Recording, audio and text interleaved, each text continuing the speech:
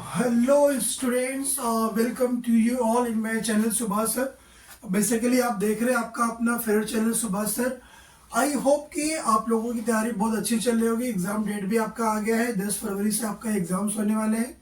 21 को क्या है, मैथमेटिक्स है। 21 को मैथमेटिक्स है और मैं उसमें आपके साथ लगा हुआ आपकी प्रिपरेशन को शानदार तरीके से कंप्लीट करने के लिए, आपको कॉन्फिडेंस दिलाने के लिए, आपके एग्जाम्स में अच्छे मार्क्स दिलाने के लिए। तो अभी तक जितना भी मैंने पीवाईक्यू सॉल्व करा है, पहले हमने मैथमेटिकल लॉजिक का सॉल्व किया था, वो आई थिंक सो आप लोगों ने सॉल्व कर लिया होगा। आपको एक कॉन्फिडेंस आया होगा कि चलो ठीक है, मैथमेटिकल लॉजिक का पूरा रिवीजन करके हो गया। फिर हमने क्या स्टार्ट किया, वेक्टर्स में मैट्रिसेस कर सकता था, लेकिन बच्चों की डिमांड पे बच्चों ने बोला कि सर हम लोगों को वेक्टर करवा दो, तो मैंने वेक्टर, आप लोगों की डिमांड पे मैंने वेक्टर्स भी करवा दिए हैं। आज वेक्टर का लास्ट लेक्चर होगा। कौन सा ईयर करने वाले हैं, 2025। अगर इसके पहले के आप लोगों ने पीवाईक्यू नहीं देखा है 2022 का, 2023 का, 2024 का, तो आप लोग मेरे प्लेलिस्ट में जाके देख सकते हैं। वहां से आपको देखने के बाद फिर आपको इस 2025 पे आना है। फाइनली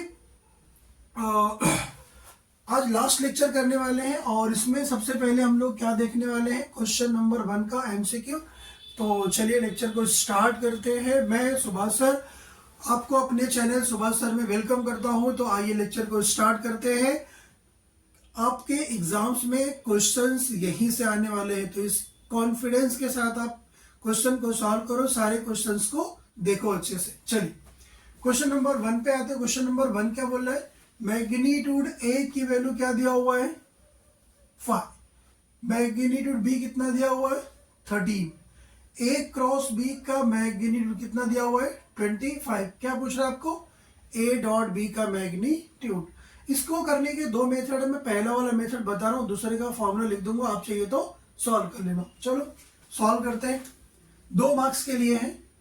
यहां से इसको हम लोग क्या करते हैं, सॉल्व करते हैं। आई सबसे पहले अगर कभी भी कोई भी मैथमेटिक्स का क्वेश्चन होता है ना, जो आपको पूछता है पहले वो देखो उसके लिए क्या क्या चाहिए। आपको क्या पूछा है, ए डॉट बी। अभी मुझे बताओ, आप लोगों ने वेक्टर अगर थोड़ा बहुत पढ़ा भी होगा तो आपको पता होगा ना, ए डॉट बी क्या होता है। A dot B equals to क्या होता है बताओ, A dot B equals to magnitude of A magnitude of B into कितना होता है बोलो, cos थीटा होता है कि नहीं। चलो इसको हम लोग क्या ले लेते हैं। अभी एक बात मुझे बताओ, इसमें क्या चीज आपको नहीं पता है, पहले मुझे इतना बताओ। सर मैग्नीट्यूड ए भी दिया हुआ है, मैग्नीट्यूड बी भी दिया हुआ है, क्या नहीं पता है, cos थीटा। अगर cos थीटा नहीं पता है तो उसके लिए कुछ तो दिया होगा ना, बोला क्या दिया बताओ। सबको पता होगा कि बताओ, ए क्रॉस बी का मैग्नीट्यूड क्या होता है बताओ, magnitude of A into magnitude of B into क्या होता है बोलो, sine theta. A cross B का मैग्नीट्यूड कितना बताओ, ये है आपके पास 25। मैग्नीट्यूड ए कितना बोलो, 5।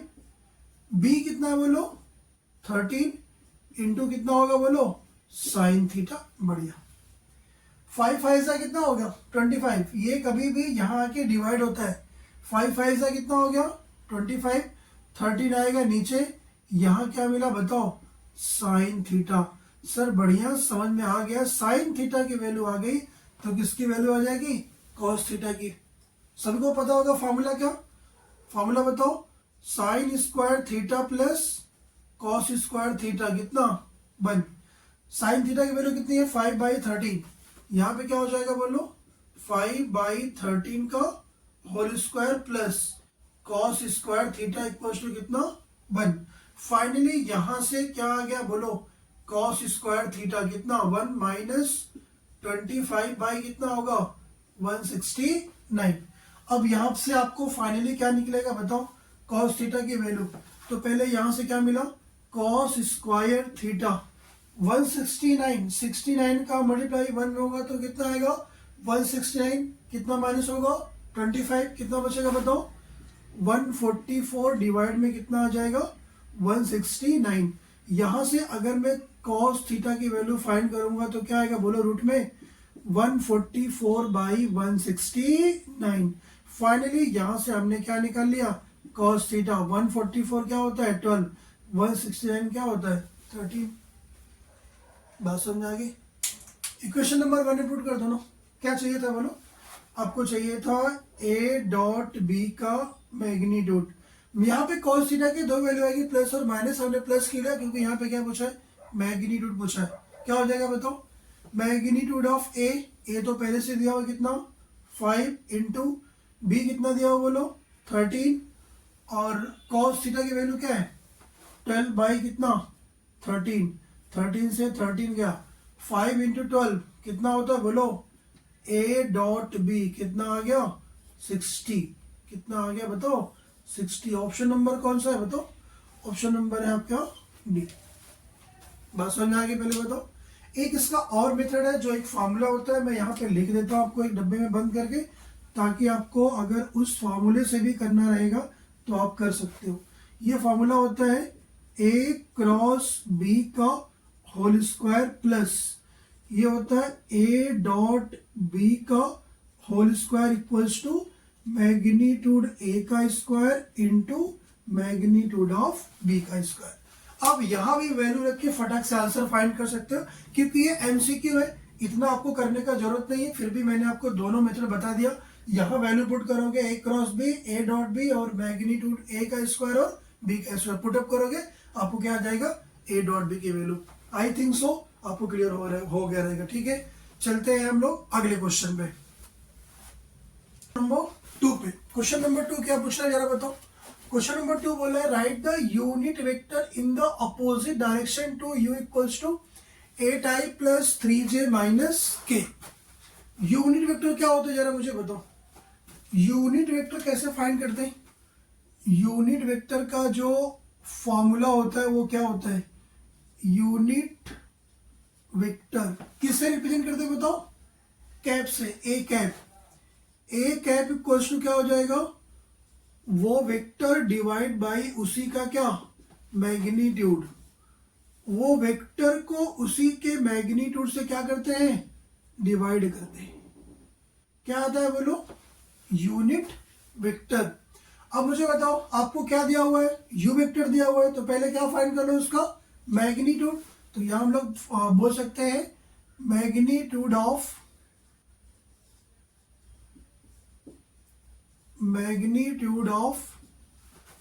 You vector, u equals to कितना 8i plus 3j minus k। क्या आएगा जरा बताओ कैसे निकालते हैं मैग्नीट्यूड। क्या हो जाएगा मॉड में इस तरीके से मैग्नीट्यूड रूट में 8 का स्क्वायर कितना हो गया 64, 3 का स्क्वायर क्या हो गया 9, 1 का स्क्वायर क्या हो गया 1। कितना आ गया बोलो मैग्नीट्यूड की वैल्यू क्या आ गई, मैग्नीट्यूड ऑफ u आ गया आपके सामने कितना 74। ठीक, अब हम लोग क्या फाइंड करेंगे यूनिट वेक्टर। क्या हो जाएगा इसका यूनिट वेक्टर क्या हो जाएगा, यूनिट वेक्टर इन, यहां पे इस बात का ध्यान देना क्या लिखा हुआ है opposite direction, in the direction बोलता तो यही आंसर होता, अपोजिट बोला तो क्या आएगा यहाँ पे माइनस साइन। तो यूनिट वेक्टर इन द, अगर उसने क्या वर्ड बोल दिया वरना मार्क्स कट जाएगा आपका, एक मार्क्स का क्वेश्चन ही है। इन the opposite direction, opposite direction के लिए क्या करते हैं -1 से क्या करते हैं मल्टीप्लाई, -1 करते, कितना हो जाएगा बताओ। तो ये हो जाएगा आपके पास u cap equals to minus u vector divide में क्या होगा u का मैग्नीट्यूड माइनस कितना u वेक्टर बताओ, ये है आपके साथ कितना 8i प्लस का 3j, 8i प्लस का 3j माइनस का कितना k, और होल डिवाइड में क्या आएगा बोलो रूट में क्या आएगा 74। ये रहा आपके सामने आंसर। समझ में आ गया। तो अगर ये क्वेश्चंस आपको समझ में आ रहे तो आप वीडियो को शेयर करो, लाइक करो, सब्सक्राइब करो, कमेंट करो, क्योंकि ऐसे वीडियो के लिए मैं आपको हर रोज जब तक आपका एग्जाम नहीं हो जाता तब तक मैं मिलता रहूंगा, ताकि आपको मैं अच्छे मार्क्स दिलवा सकूं। चलिए आगे चलते हैं, अगले क्वेश्चन नंबर 3 पे चलते हैं। स्टूडेंट चलते हैं क्वेश्चन नंबर 3 पे, और ये लास्ट क्वेश्चन है और ये 4 मार्क्स के लिए। कितने मार्क्स के लिए क्वेश्चन है? 4 मार्क्स के लिए। इंपॉर्टेंट क्वेश्चन है, ध्यान देना इसको, ये आपके एग्जाम में आ सकता है ऐसा क्वेश्चन। ये 4 मार्क्स के लिए आया हुआ है। क्या है, जरा क्वेश्चन को एक बार रीड करते हैं। अगर आप क्वेश्चन को रीड करोगे तो क्या पाओगे, ध्यान से देखो। उसने बोला है कि let a and b be the non collinear. A और बी कोलिनियर वेक्टर नहीं है, ठीक है। If r is the coplanar with vector a and b. R vector क्या है? ए और बी के साथ क्या है? कोप्लेनर। तो आपको सो दैट करना है कि there exist unique scalar T1 and T2 such that R equals to T1A plus T2B। For R दिया हुआ है, ए दिया हुआ है, बी दिया हुआ है, क्या फाइंड करना है? Find the T1 and T2। ये एक थ्योरम है, इसका थ्योरम भी आपको एग्जाम में आ सकता है। अगर मुझे ये बोल दे कि कोई भी वेक्टर 1 या 2 या 3 वेक्टर के साथ क्या है? लीनियर कोप्लेनर है। तो लीनियर कोप्लेनर मतलब लीनियर कॉम्बिनेशन में है, तो वेक्टर्स क्या होंगे? कोप्लेनर। मतलब मैं आपको लिख के बताता हूं, if R vector is the linear combination, if R vector is the linear combination of vector A and vector B। और भी हो सकते हैं, कोई दिक्कत नहीं। अगर R वेक्टर A और B के साथ में कैसे लीनियर कॉम्बिनेशन, मतलब क्या होंगे वेक्टर? वो कोप्लेनर होंगे। तो हम लोग रिलेशन किस तरीके से लिखते हैं? तो ये होता है R equals to T1 times A plus T2 times B। इस तरीके से हम लोग लिख सकते हैं उसको लीनियर कॉम्बिनेशन में। वो तो पहले से लिखा हुआ था। अब T1 T2 की जगह पे M और N ले सकते हैं, X इंटू वाई ले सकते हैं। वहां पे क्या लिया था? T1 और T2। इसके लिए हमने क्या लिया? T1 और T2 लिया। बस समझ में आ गई। अगर आपसे लीनियर कॉम्बिनेशन में बोल दिया होता तो आप यही लिखते हैं, R equals to T1 times A plus T2 times B। T1 T2 एक स्केलर नंबर है, आप उसको कुछ भी ले सकते हैं, कोई दिक्कत वाली बात नहीं है। चलिए वैल्यू पुट करते हैं। R कितना दिया हुआ जरा मुझे बताओ? 2i plus 7j plus 9k। R की जगह पुट करो, क्या हो गया? 2i प्लस 7j प्लस कितना? 9k। ये हो गया T1। A वेक्टर क्या दिया हुआ है? i plus 2j। A vector क्या है आपके सामने? i plus 2j plus T2। B vector क्या है? j plus 3k। j plus कितना है बोलो? 3k। ठीक। अब T1 को अंदर भेज दो। T1 को अंदर भेजोगे क्या हो जाएगा बताओ? ये हो जाएगा 2i प्लस 7j प्लस कितना? 9k। T1 को i के साथ में मल्टीप्लाई करोगे, T2 को j के साथ में करोगे। पहले T1 को अंदर पूरा मल्टीप्लाई कर दो, कितना हो जाएगा बताओ? ये हो जाएगा T1 i प्लस 2T1 में कितना हो गया बोलो? j। और ये हो जाएगा T2 में j प्लस 3T2 कितना आएगा बोलो? k। अब यहाँ पे एक काम करो आप, आई वाले जो आई वाले दिख रहे हैं उनको एक साथ करो। सर आई वाला तो एक ही पार्ट है, तो कोई बात नहीं, चलेगा। तो आप यहां से पहले एक स्टेप और लिख लो, 2i प्लस 7j प्लस कितना? 9k। T1 i ढूंढो, i कहीं नहीं है, कोई बात नहीं, i को ऐसे लिख दो। ये हो जाएगा T1 में कितना हो गया? i प्लस j ढूंढो, j यहाँ पे है, j कॉमन करोगे तो क्या बचेगा जरा मुझे बताओ? ये बचेगा 2T1 प्लस क्या बचेगा? T2। बाहर क्या बचेगा? j। सर k वाला भी एक ही पार्ट है तो कोई बात नहीं, इधर क्या हो जाएगा? 3T2 इंटू क्या हो जाएगा? k। LHS और RHS में क्या करोगे? i, j और k के कोएफिशिएंट को इक्वेट करोगे। तो मुझे एक बात बताओ, इधर पे i का कोएफिशिएंट कितना है बोलो? T1। इधर कितना बोलो? 2। तो यहां से हम लोग बोल सकते हैं क्या बोलो? यहां से हम लोग बोल सकते हैं कि T1 की वैल्यू क्या आ गई? यहां से T1 की वैल्यू क्या मिल गई 2। और बताओ 2T1 प्लस T2, जे का कोएफिशिएंट कितना है 7। तो दूसरा इक्वेशन क्या आ जाएगा बोलो, ये आ जाएगा 2T1 plus T2 equal to कितना आ गया बोलो 7। और इधर पे k कितना है 9, उधर पे कितना है 3T2। ध्यान देना k का कोएफिशिएंट की बात कर रहा हूँ। इधर पे k का कोएफिशिएंट कितना है, इधर पे आ गया 9 और ये कितना आ गया 3T2। 3T2 इक्वल टू कितना हो गया 9। हमने क्या किया, i j और k के कोएफिशिएंट को मैंने क्या कर दिया, दोनों तरफ इक्वेट कर लिया। और मुझे एक बात बताओ, T1 की वैल्यू तो 2 आ गई, ठीक है, यहाँ पुटअप कर दो, कितना हो जाएगा 2 into 2 plus T2 equals to कितना हो गया 7। 2 2 जा 4, 4 प्लस T2 इक्वल्स टू कितना हो गया 7।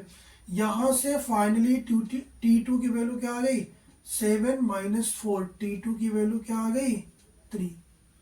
सर T2 की वैल्यू 3 आ गई, T1 कितना आ गया 2। यहां से भी देखोगे तो क्या आएगा 3 3 जा 9, तो सेम ही आंसर आएगा, अलग नहीं आएगा। क्यों, क्योंकि उसने पहले से बोला लीनियर कॉम्बिनेशन में है। अगर दो वैल्यू T1 और T2 की अगर दो वैल्यू एग्जिस्ट हो गई तो वो आप समझ के चलो कोप्लेनर नहीं होगा। लेकिन उसने पहले से क्या बोला है, R is the coplanar with vector A and B, तो आंसर आना ही चाहिए। कितना आ गया T1 की वैल्यू 2, T2 कितना आ गया 3। आप क्या करो, ये रिलेशन में पुट कर दो। उसने क्या बोला था, आपको क्या बताना था, R इक्वल्स टू कितना T1 टाइम्स क्या बताना था A प्लस T2 टाइम्स क्या बताना था B। तो आप यहाँ पे R क्या दिया हुआ है 2i प्लस 7j, यहाँ पुट कर दो आप 2i प्लस 7j प्लस कितना 9k। ये हो गया आपके सामने R इक्वल्स टू T1 की वैल्यू क्या है 2, और फिर A कितना दिया हुआ है I प्लस 2j। आप ऐसे भी कर सकते हो, A B लिखोगे तो कोई दिक्कत वाली बात नहीं है।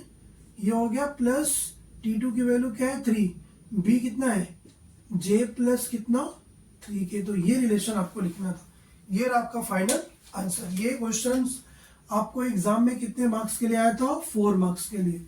आप पूरे वीडियो को, पूरे पीवाईक्यू को आराम से सॉल्व करिए, आपको कॉन्फिडेंस आएगा, आपको ये पता चलेगा कि कौन सा क्वेश्चंस कितनी बार रिपीट किया। जैसे मैंने बोला बहुत सारे ऐसे क्वेश्चंस थे जो कई बार क्या किए रिपीट किए हैं। यहाँ तक बात समझ आ गई आपको। सो हेलो स्टूडेंट्स, चलते हम लोग क्वेश्चन नंबर 4 पे।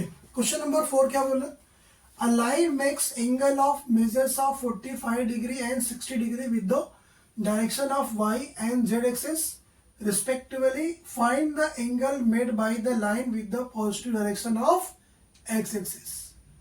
कितने मार्क्स के लिए 2 मार्क्स के लिए।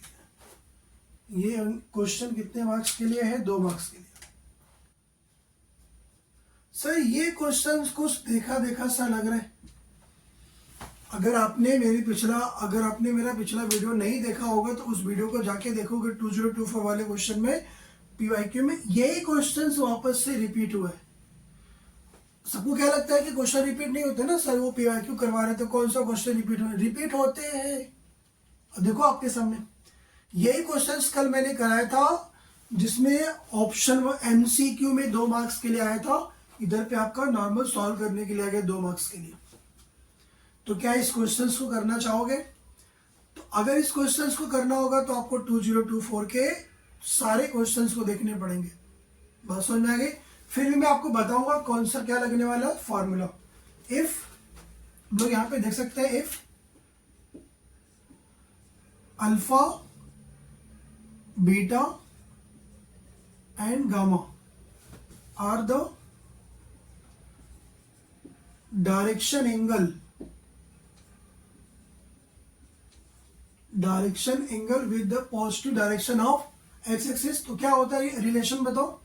ये होता है आपके सामने क्या बोलो, cos square alpha plus cos square beta plus cos square gamma कितना होता है 1।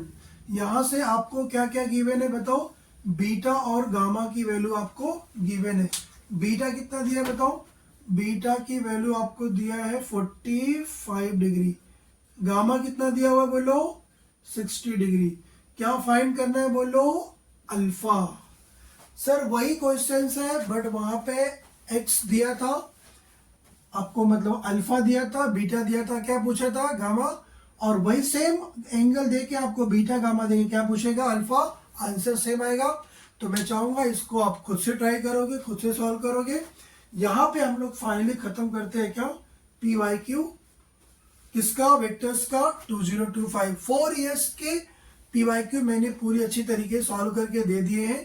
कुछ इंपॉर्टेंट क्वेश्चंस है जो मैं आपको डिस्कस करूंगा, कुछ थ्योरम्स है इस चैप्टर के जो मैं आपको डिस्कस करूंगा।